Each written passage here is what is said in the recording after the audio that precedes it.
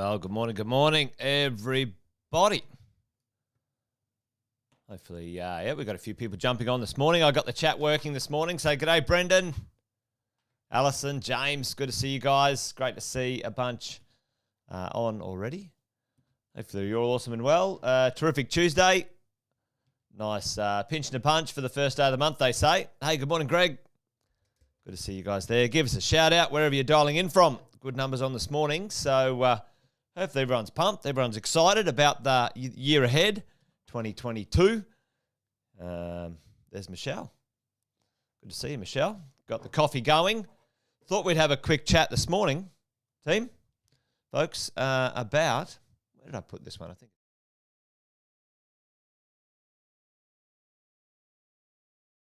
Right, let me have a bit of a look. There we go. That's a bit better. Yesterday, we had a quick chat about, some of the things that happened, in the last month, 4 weeks, 6 weeks. Things fly along while we're all having a bit of a break over Christmas and a well-deserved one at that. But I thought we might have a chat today a little bit about the old land tax and what's going on. But a quick hello to some of the regular crew. Great to see you guys.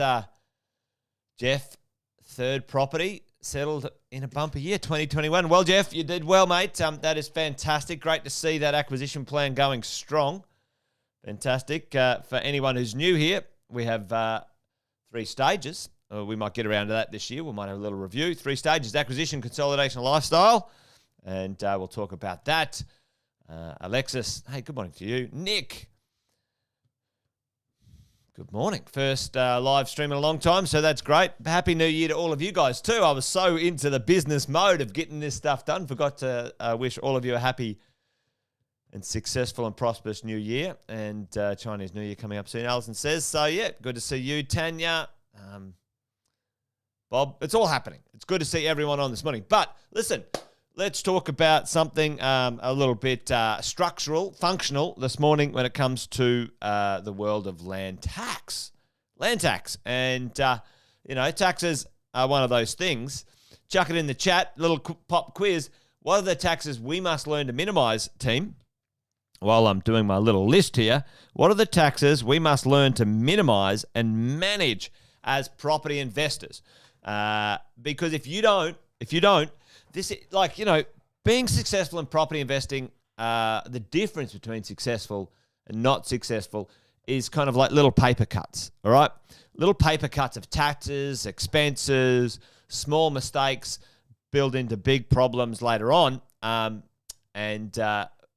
For all of us, we need to get it right at the start. So what are they? Alison's in there. We need to manage, team. You need to manage your PAYG tax. Most of us don't have lots of spare income just floating around, do we?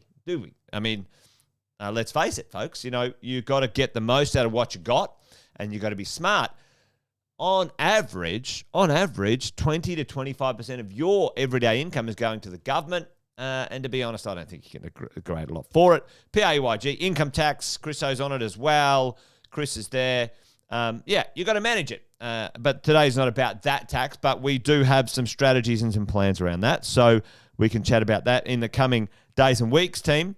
PAYG tax, boom. Now it's a duty, stamp duty, but you need to know how to manage stamp duty. Okay. So people say, it's not a tax. Well, it kind of is a tax, How do we do that? There's a couple of ways to do that. Won't be talking about that one today. The big kahuna, capital gains tax. Capital gains tax is the one, folks. If you don't already know this, you should understand how to minimize your capital gains tax. Almost, for many of us, can have zero capital gains tax, tongue twister, zero capital gains tax if you're smart and you're strategic on how you put your deals together. But again, we're not going to do that one today. Jason John. Hey, Jason John Byron. Did you know that that's my first 2 names as well? Jason John Witten. There you go. You must be a good bloke. There you go. Greg, dead right, mate. How do you minimise capital gains tax? Well, never bloody sell. Hey, we've got 2 sayings around here. two important ones. Buy well, never sell, and this thing's a marathon, not a sprint. Just remember those because they are absolutely something that's going to help you out. Land tax, we're going to get on to that one today. Land tax, folks. We need to manage that. And one down here, which most of us or many of us won't have to worry too much about, will be GST. GST. But depending if you're trading and buying and selling, if you're a developer, you need to understand that one, okay? But, yep, Jason, pay no tax. Just keep the bloody things. That is right. Buy well, never sell. This thing's a marathon, not a sprint. So let's get on with it. Let's have a bit of a look at what is happening and what the challenge is. If you guys don't remember or don't know, I'll do a quick a refresher with a terrible picture of Australia. That is hideous, Jason. All right, I'm going to get rid of that one. That's probably one of the worst versions of Australia I've ever drawn. This one doesn't seem to be much better, but I'm going to leave it with that. And Tasmania is probably in the wrong spot. But folks, other than my terrible drawing here, which hopefully you get the picture, we have got in Australia 5 states, 2 territories, and one of the strategies we have deployed for over 20 years, helping our property investors minimize the cost, the daily, monthly, yearly cost of owning real estate for their future wealth, has been the diversification strategy across different states, different places, to minimize our land tax. It's smart to do so, folks, because if you think about this, and many of you guys would know this, we say, listen, for most of you, you need to have in your sights as a minimum 5 to 6 investment properties in your acquisition phase, acquisition, consolidation, lifestyle, and, over this period of time, whatever it might be, 20 to 30 years, you need to get on with it over here. 5 to 6 properties as fast and as effectively as possible. More if you want. 5 to 6 will do the trick. And then over time, you let them grow. You let the income grow. You maintain them. You manage them. You fix them up, whatever it might be. And that's going to get you the wealth you desire. Listen, it's not a get-rich-quick scheme. If anyone's new here, if you're new and you're like, what's this property stuff? I'm going to get rich quick because everyone's been making money in the last year. I want to double the value of my property in 2 years. Well, you're absolutely kidding yourself. Just let me tell you right now. And listen, don't be a good time Charlie in the real estate world. This is a 15 to 20-year plan. You can do things to speed it up, but that's not what I'm talking about. Anyway, don't let me get distracted today. We're talking about land tax. How do we manage land tax? Folks, chuck it in the chat for me. I always love to see you guys interacting in this stuff. And I know a few of you guys are in our mentoring program where you get coached and mentored by very experienced property investors who've been doing this for decades and decades and have got multiple properties themselves in the double-digit properties across Australia and New Zealand. But we've got the spammers back today again. I don't know. Can anyone block those spammers? What's this thing here? Anyway, I won't get distracted either. So listen, what has been ways to manage that? And Greg's on it very quickly there, Greg. It's like, okay, yeah, there's 2 ways to do it, which is great. Jason's there and Greg. So we've got 2 ways to do it. You can buy in multiple states, so different states. Okay, so different states. Each state has its own land tax threshold. So different states. Hopefully you can see the green there. You can buy in different entities. Okay, what is an entity? Well, a few of the guys are already putting it up there. You can buy in your personal name. You can buy in your self-managed super. You can buy in your trusts. Now, some of the states have shut that down. I'll show you in a minute. Can you get a benefit and blah, blah, blah. But one of the better ways or the best way was buying across different states. Now, listen, Sharon chucked one in there, which I love the idea of. And many of you guys might sort of, it might put a scratch in your record, this one.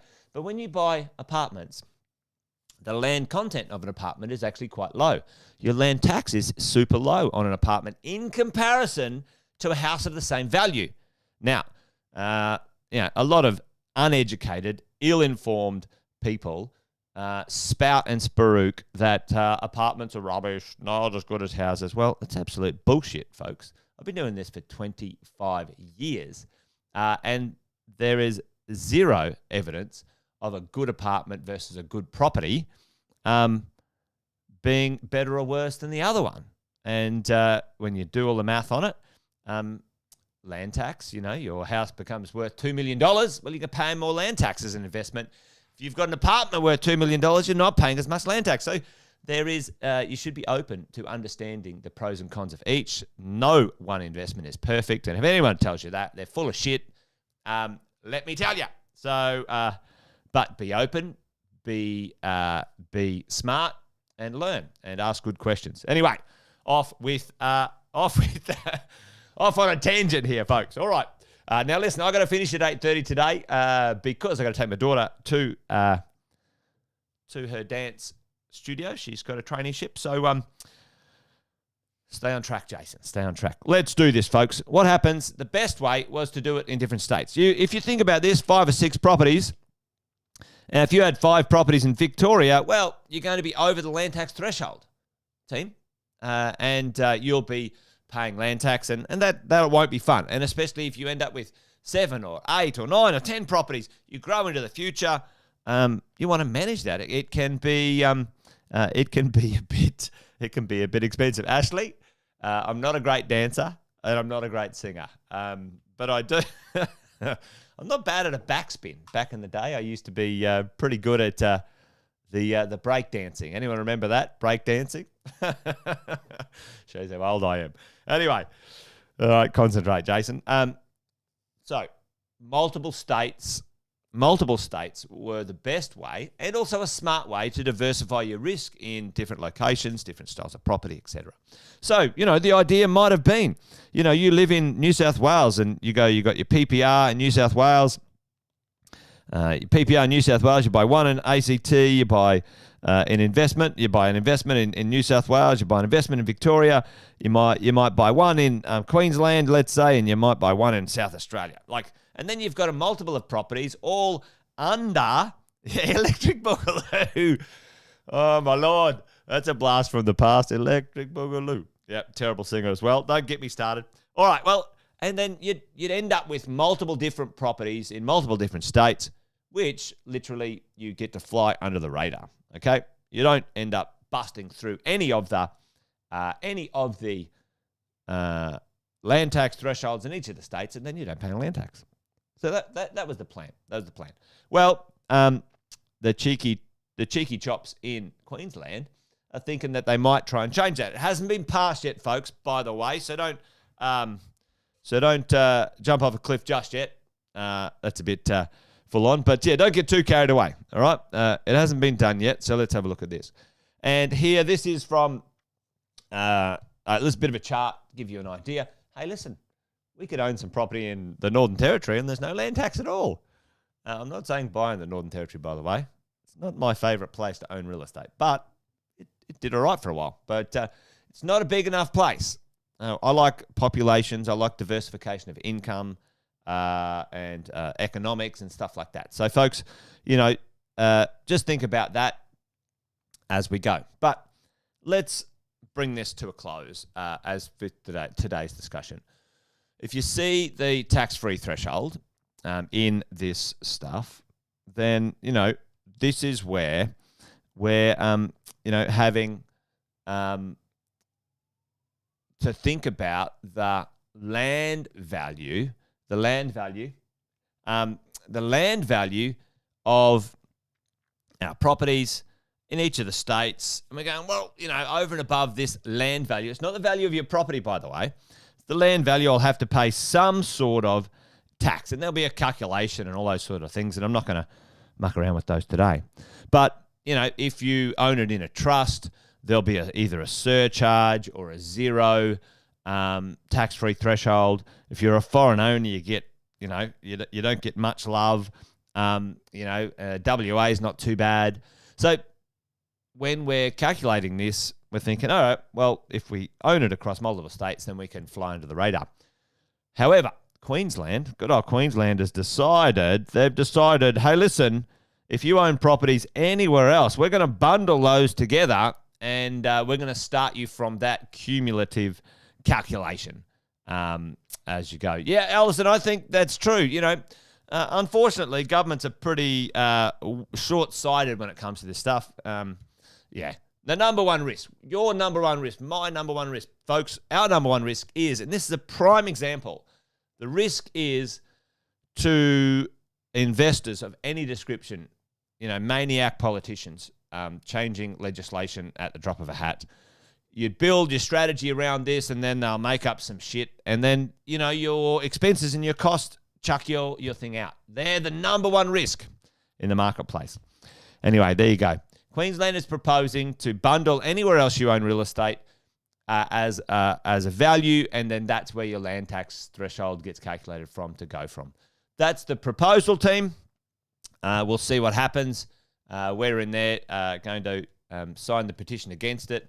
I think it's a grubby cash grab, but there's nothing we can do about it other than say no in a petition and change our strategy if we need to, folks. So that's it from me today. Wealth Coffee Chat, pretty well done and dusted. Let's say if you want to join me each day, I'm going to start at 8:10 each day. And let me know in the chat if there's something that you want me to talk about. I've got a few things to catch up on from over the break, but I'll leave. They are getting greedy. Stay away from Queensland property. I don't think it's that bad yet, Bob. I don't think it's that bad yet, mate. You should own one or two in Queensland. It's got a big future, certainly with the Olympics coming and other things. But yeah, you might not. You might think about it doing it a different way. I think the other states will get on the bandwagon, by the way, folks. But there you go. So thanks for the shout-out, team. Great to have all of you on today. Love and appreciate your support. Let's hang out each morning, 8:10, for about 20 minutes. We'll have a Wealth Coffee Chat, chew the fat, get things pumped up for the day. As I always say, this thing's a marathon, not a sprint. We should hang out together with the right people, with the right mindset. And don't forget this one, buy well, never sell. That's my catch cry, and hopefully you guys think the same. All right, that's it from me, team. You guys be well. Go forth and prosper. Awesome to hang out. See you tomorrow at 8:10. Bye-bye. I'll keep you guessing, Jason. We've got plenty to discuss. See you tomorrow, 8:10.